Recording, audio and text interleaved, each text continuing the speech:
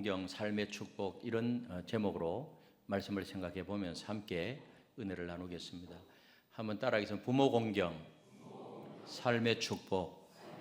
부모 공경, 삶의 축복. 믿으십니까? 러시아의 대문호 이 톨스토이의 작품에 나오는 이야기입니다. 하나님께서 천사장 가브리엘에게 세상에서 가장 아름다운 세 가지를 가지고 올라오라고 명령했습니다. 가브리엘 천사, 여러분들은 세상에서 가장 아름다운 세 가지를 가지고 오라고 하면 어떤 것을 가지고 가겠습니까? 이 천사는 활짝 핀 꽃송이와 또 어린아이의 웃음과 어머니의 사랑을 선택했습니다. 활짝 핀 꽃은 참 아름답지요. 아기의 그 웃는 모습을 보면 얼마나 천진난만해요. 눈을 쳐다보면. 그리고 어머니의 사랑. 이 세 가지를 가지고 하늘로 올라가는 동안에 꽃은 시들어버렸고 어린 아이는 늙어버렸고 오직 변함없는 그 어머니의 사랑만 남았습니다. 여러분, 이는 부모님의 사랑이 세상에서 가장 큰 사랑임을 보여주고 있는 것입니다. 오늘 어버이 주일을 맞이해서 이 깊은 부모님의 사랑을 기억하고 마음과 정성을 다해서 온 마음 다해서 부모님을 공경하게 되시기를 바랍니다. 자, 그렇다면 우리가 왜 부모님을 공경해야 될까요? 하나님은 성경 말씀을 통해서 분명하게 부모 공경에 대해서 말씀하고 있습니다. 왜 우리가 부모님을 공경해야 하는가? 첫 번째로 부모 공경은 하나님의 명령이기 때문입니다. 부모 공경이 뭐라고요? 하나님의 명령. 오늘 1절을 다시 한번 읽어보도록 하겠습니다. 1절입니다. 시작. 자녀들아, 주 안에서 너희 부모에게 순종하라. 이것이 옳으니라. 내 아버지와 어머니를 공경하라. 이것은 약속 있는 첫 계명이니. 부모님을 순종하고 공경하는 것은 옳으니라. 이것은 뭐예요? 약속 있는 첫 계명이다. 성경은 10계명 중에 하나가 내 부모를 공경하라.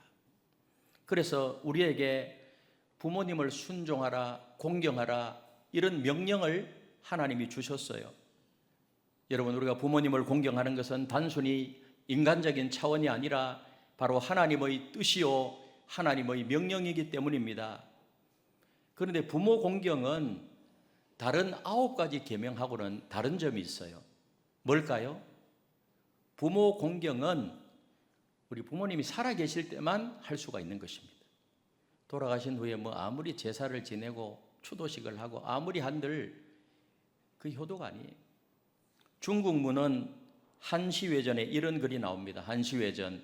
우리 다 같이 한번 읽어보도록 하겠습니다. 시작. 나무가 평온하기를 원하여도 바람이 멋지 않고 자식이 부모에게 효도 다하기를 원하여도 부모는 자식을 기다려주지 않는다. 나무가 아무리 평온하기를 원하여도 바람이 멋지 않니. 우리가 아무리 자식이 부모에게 효도를 다하기를 원해도 부모는 자식을 기다려주지 않습니다. 그러므로 우리는 살아생전에 최선을 다해서 부모님을 공경하고 효도해야 됩니다. 자, 그렇다면 하나님께서 부모 공경을 이토록 강조하는 이유가 무엇일까요? 하나님의 창조 질서에는 부모는 생명의 근원이요, 보호자요, 양육자로 절대적인 위치를 차지하고 있기 때문입니다. 우리 인간의 생활은 태어나자마자 부모 없이는 살아남지 못해요. 우리가 이만큼 참 태어나서 존재하게 된 것은 그게 부모님의 정성이 있잖아요. 그래서 부모는 최상의 가치를 가진 존재요, 존경받아야 할 존재로 하나님은 그렇게 말씀하고 있는 것입니다. 성경은 하나님을 묘사할 때 구체적으로 하나님 뒤에 뭐가 붙죠? 아버지, 대명사가 붙죠. 아버지. 하나님 아버지. 어머니 해도 되는데 아버지는 대표를 말하기 때문에 그래요. 하나님의 존재를 설명할 때 이 세상에 있는 부모가 가장 적당하다고 본 것입니다. 여러분, 인간 세상에서 부모 외에는 하나님을 비유할 수 있는 그런 적당한 개념이 없습니다. 그러므로 인간 부모는 하나님을 묘사할 수 있는 대표적인 표상입니다. 우리 인간은 부모 사랑을 통하여서 하나님의 사랑을 깨닫게 된다는 겁니다. 부모의 희생을 통해서 그 하나님의 희생을 이해하게 되고요. 여러분, 부모의 사랑이라는 것은 아가페의 사랑이에요. 절대적인 사랑이에요. 우리 부모 사랑이 무조건적인 사랑. 우리 하나님의 사랑이 뭐예요? 아가페의 사랑. 그래서 부모 사랑을 통해서 우리는 하나님의 사랑을 깨닫게 된다는 것입니다. 부모는 무엇보다도 하나님을 잘 계시해 주고요, 하나님을 잘 가르쳐 줍니다. 그래서 부모 공경은 곧 하나님 공경의 자리에까지 올라가게 되는 것입니다. 그러므로 우리는 부모를 공경함으로 말미암아서 하나님께 순종하는 그런 법을 배워야 합니다. 부모 공경은 믿음의 첫걸음이고요, 이를 통해서 하나님과의 관계를 더욱더 바르게 맺어갈 수가 있다는 것입니다. 사랑하는 성도 여러분들이요, 부모 공경을 통하여서 하나님 공경하는 것을 바르게 더 깊게 맺어가는 그런 삶이 되시기를 예수님의 이름으로 축복합니다. 두 번째로, 부모 공경은 감사와 사랑의 표현입니다. 감사와 사랑의 표현이에요. 오늘 잠언 23장 25절에 보니 이렇게 말씀해요. 우리 같이 한번 읽어보겠습니다. 시작. 내 부모를 즐겁게 하며 너를 낳은 어머니를 기쁘게 하라. 잠언은 뭐라고 말해요? 우리들에게 부모를 즐겁게 하고 부모를 기쁘게 하라고 말해요. 여러분, 부모님을 즐겁게 하고 계세요? 부모님을 기쁘게 하고 계십니까? 그러기 위해서는 뭐예요? 지혜로워야 된다. 잠언 15장 20절에 보니 이렇게 말씀합니다. 우리 같이 한번 읽어보겠습니다. 시작. 지혜로운 아들은 아비를 즐겁게 하여도 미련한 자는 어미를 업신여기네. 지혜로운 자녀는요, 부모를 즐겁게 한대요. 그런데 미련한 자는 부모를 업신여기고 함부로 말하고 과함 지르고, 참 필요한 아들이 종종 있잖아요.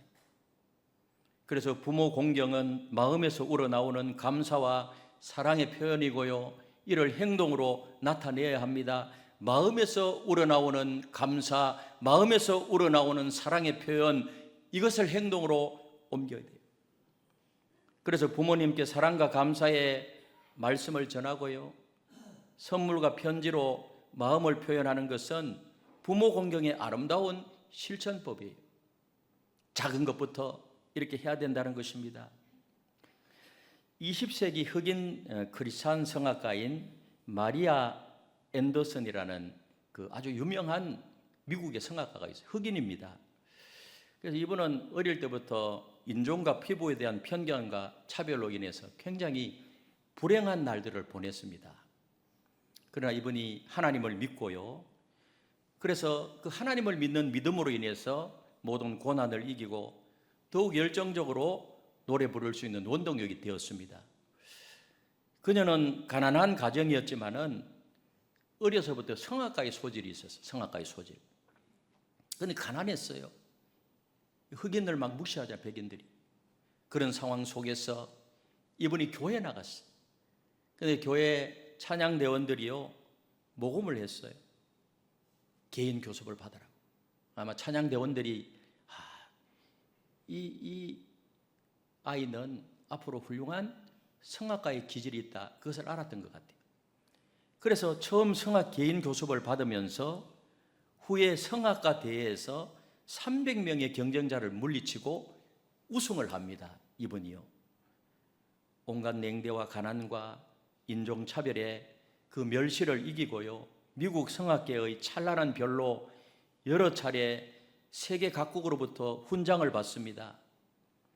한 번은 백악관에서 그 루즈벨트 대통령 부부와 영국 여왕을 위하는 독창회를 가졌어요.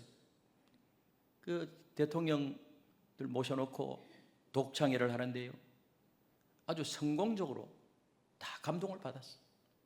그래서 성공리에 끝난 그 자리에서 기자가 이분에게 질문을 해요. 가장 행복했던 순간이 언제였습니까? 당신이 가장 기뻤을 때가 언제였습니까? 마리안 앤더슨에게 참으로 즐겁고 행복한 날들이 너무 많았어요. 토스칸이라는 유명한 지휘자는 앤더슨을 세계에 하나 나올까 말까 하는 훌륭한 음성을 가졌다고 칭찬했습니다. 그런 칭찬을 들었을 때 앤더슨은 얼마나 기뻤을까요? 너무 행복했겠죠. 또 그녀는 루즈벨트 대통령 내외와 영국 여왕이 참석한 백악관에서 파티에서 노래를 부르면서 박수갈채를 받고요. 그리고 흑인으로서 처음으로 큰 음악회를 여러 곳에서 여는데요. 수많은 사람들이 이분이 노래를 부르면 박수갈채를 보내는 거예요. 저는 일어서서 막 박수치고요. 얼마나 기뻤을까요? 당신이 가장 행복했던 순간은 언제였습니까? 뭐 여러 가지 이야기를 할 수 있어요. 어떤 자리, 백악관에서 또 이런 칭찬을 받았을 때 수많은 관중들 앞에서 박수를, 갈채를 받았을 때 제가 그때가 가장 행복했습니다. 이렇게 말할 수 있잖아요. 그러나 의외로 그냥 바로 즉시로 그녀는 이런 대답을 했어요. 내가 가장 행복했던 순간은 늙은 어머니에게 더 이상 남의 집 빨래를 하지 않아도 된다는 말씀을 드렸을 때입니다. 너무 가난해서 아마 그 어머니가 남의 집 빨래를 이렇게 해주고 그렇게 해서 생계를 꾸려나갔던 것 같아요. 제가 어머니에게 앞으로 이런 일 이제는 하지 않아도 됩니다. 그렇게 해서 어머니는 너무 기뻐했다는 거예요. 어머니를 기쁘시게 해드리는 것이 가장 큰 저의 행복이었습니다. 여러분, 부모님을 기쁘시게 해드리는 것이 바로 공경하는 것입니다. 잠언 23장 24절에 보니 이렇게 말씀해요. 우리 같이 한번 읽어보겠습니다. 시작. 의인의 아비는 크게 즐거울 것이요 지혜로운 자식을 낳은 자는 그로 말미암아 즐거울 것이니라. 의인의 아비는 크게 즐거울 것이요 지혜로운 자식을 낳은 자는 그로 말미암아 즐거울 것이니라. 여기서 의인이라는 것은 부모가 그 자식이 의인이 될 때 아주 기뻐한다는데요. 여기서 의인이라는 것은 세상에서 바르게 성공한 사람을 말해요. 바르게. 올바르게 자식이 세상에서 성공하면 부모가 얼마나 기쁠까요? 실패한 자식을 바라보는 부모의 마음은 슬프겠죠. 그래서 우리가 세상에서 잘 이렇게 사는 것, 그게 바로 부모의 기쁨이 된다는 것입니다. 또한 여기서 의인이라는 것은 예수 믿는 사람을 말해요. 예수 믿는 사람. 우리 부모가 예수 믿는다면 우리 자녀가 예수 잘 믿는 것만큼 기쁜 것이 없어요. 그렇지 않습니까? 아무리 자녀가 세상에서 성공했더라도 그 자식이 예수 믿지 않는다면, 그래서 구원에서 멀어진 자식이요 하나님의 뜻과는 상관없는 그런 자녀라고 하면, 후일에 천국에서 만나지 못한다고 하면 부모님은 아무리 세상에서 자녀가 크게 성공을 했을지라도 그 자녀가 기도 제목이에요. 하나님, 내 누구누구 내 자녀 딸 예수 믿게 해주십시오. 그래서 하나님의 자녀가 되게 해주십시오. 날마다 기도하잖아요. 그러나 우리 자녀가요 세상에서 크게 성공하지 못했더라도 예수 그리스도 안에서 하루하루 믿음으로 행복하게 살아가는 그 모습을 보면 부모는 너무 기뻐요. 이것이 바로 부모의 소망이요 자랑이요 즐거움이 되는 것입니다. 여러분 그렇지 않습니까? 대답을 안 해요. 우리 자녀가 결혼해서 그냥 소박하게 작은 차를 타고 부부가 슈퍼나 마트에 가서 시장 봐가지고 와서 오손도손 맛있는 거 만들어가지고 먹고, 주일날은 뭐예요? 교회 나와서 봉사하고 온 식구들 자녀와 함께 믿음 생활하는 그 모습을 보면 부모는 만족하고 너무 기뻐하는 거예요. 여러분, 지혜로운 자식은 부모를 즐겁게 하며 기쁘게 한다는 거예요. 그러나 미련한 자식은 미련하기 때문에 부모를 위하려고 해도 그 위하는 방법을 알지 못해요. 부모님께 사랑과 감사의 말씀을 전하고 작은 선물과 편지로 마음을 표현하는 것부터, 작은 것부터 실천해 나가는 것이 중요하다는 것입니다. 어떤 아들은요, 매년 부모님의 생신과 또 결혼 기념일을 기억해가지고 작은 선물도 준비하고, 그래서 부모는 이 아들의 사랑에 큰 기쁨과 보람을 느낀다는 거예요. 멀리 떨어져 사는 한 딸은요, 부모님을 자주 찾아뵙지 못하니까 자주 전화로 이렇게 안부를 묻고요. 그래서 부모님은 그런 딸에 대해서 늘 위로를 받는다는 거예요. 멀리 떨어져 있으면서 연락도 안 하고, 언제 연락하지? 언제 연락? 돈이 필요하거나 자기가 필요할 때 전화하는 거예요. 필요할 때. 그렇게 하지 말고 진짜 마음으로, 그게 효도라는 거예요. 또 어떤 자식들은 어버이날을 맞이해서 이렇게 부모님께 감사의 편지를 쓰고 카네이션과 선물을 주는데요, 우리 어른들은 선물 중에 제일 좋은 선물이 뭔지 아세요? 뭐 선물권 그런 것도 좋지만 그 선물권 사느라고 백화점 가고 이렇게 하지 마시고 뭐가 좋을까요? 뭐니 해도 많이가 좋아요. 많이가. 어제 노예 몇 분 장로님들하고 이야기하는데 자랑 막 하더라고요. 자식들한테 머니 받았다고. 예, 머니 받았다고. 현금이 중요해요. 현금 드리면 돼요. 뭐 액수는 뭐 괜찮아요.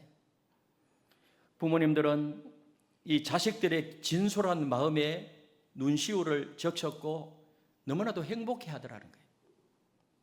어떤 자녀들은 그래요. 우리 부모님은 그런 거 안 해도 괜찮다, 상관없다, 오지 말아라, 하지 말아라. 그러면 얼마나 순종을 잘하는지 그런 말에는 또 순종을 잘해요. 예, 그렇게 하지 마시고 표현해야 돼요. 부모님의 은혜와 사랑을 기억하는, 그래서 기쁘게 해드리는 지혜로운 자녀들이 다 되시기를 주님의 이름으로 축복합니다. 아멘. 그 다음 세 번째로, 부모 공경은 삶의 축복입니다. 부모 공경이 뭐라고요? 삶의 축복이에요. 오늘 2절 3절에 보니 이렇게 말해요. 2절 3절을 같이 읽겠습니다. 시작. 내 아버지와 어머니를 공경하라. 이것은 약속 있는 첫 계명이니 이로써 내가 잘되고 땅에서 장수하리라. 오늘 하나님은 말씀합니다. 약속 있는 첫 계명이 땅에서 잘되고 장수하리라. 하나님의 약속이에요. 그러므로 이 부모 공경은 단순한 의무가 아니라 우리의 삶의 축복을 가져다 주는 원천이라는 것입니다. 그래서 부모 공경을 통해서 우리는 하나님의 은혜를 경험하게 될 것이고, 여러분, 이 축복은 대대로 이어지는 것입니다. 우리 하나님은 오늘도 살아계신 하나님이요, 하나님의 약속은 어제나 오늘이라 영원토록 변치 않는 여호와 신실하신 하나님의 약속은 약속한 그대로 이루어진다는 사실을 믿으시기를 바랍니다. 여러분, 한 부부는요, 나이가 들어도 부모를 정성껏 모셨어요. 그래서 부모 이렇게 정성껏 모시는 그 모습을 누가 보고 있죠? 자녀들이 보고 있는 거예요. 그래서 자녀들이요, 그 모습을 보고 그 자녀들은 또 내한테 또 그렇게 하는 거예요.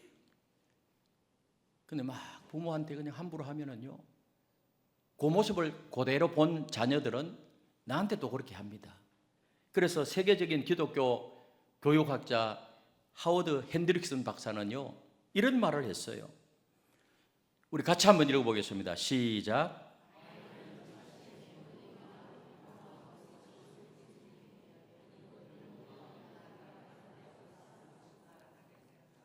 아이들은 부모가 말하고 행동하는 것을 지켜보기 때문에 결국 부모들이 하는 대로 따라하게 된다.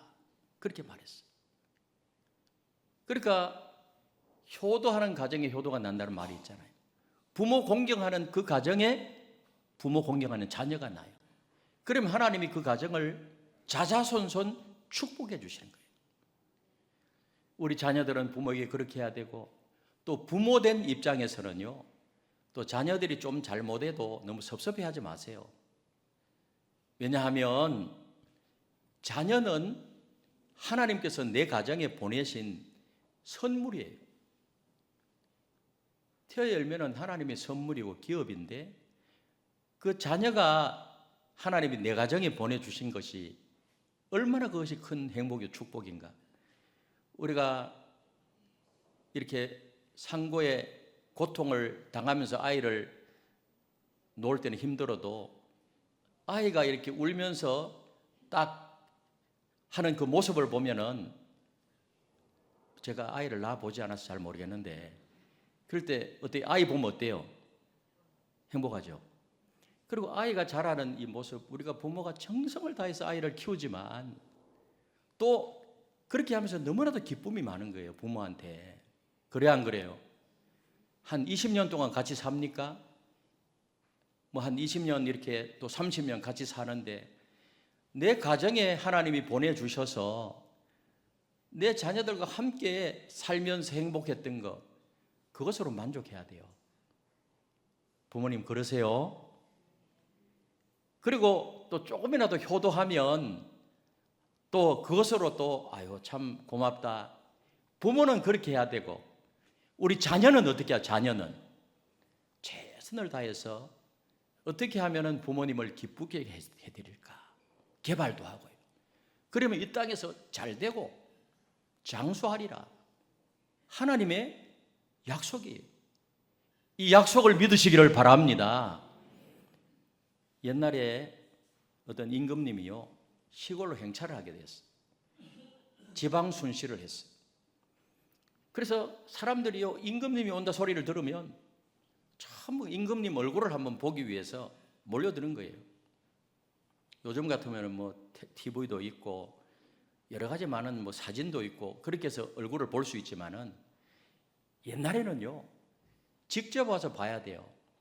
그래서 하루는 그 임금님이 그 마을을 지나간다는 소식을 할머니 엄마가 들은 거예요. 거동도 잘 못해요. 그래서 임금이 너무 보고 싶다는 거예요. 아들한테, 아들아, 내 참 임금님 한번 보고 싶은데 좀 보여줄 수 없겠느냐. 이 아들은 뭐라고 할까요? 예 어머니, 그렇게 해드리죠. 왜? 이 아들은 효자였거든요. 70리길을요 어머니를 업고 간 거야. 그래서 딱 그 길에 서 있는데 아이를 업는 것처럼 다 위로 올려가지고 임금님 지나가는데 딱 이렇게 있었어. 그 임금님이 딱 지나가다가 그 모습을 봤어요.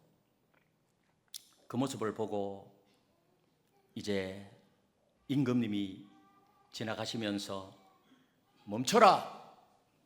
그리고 아들에게 물어보는 거예요. 어찌된 사연인고?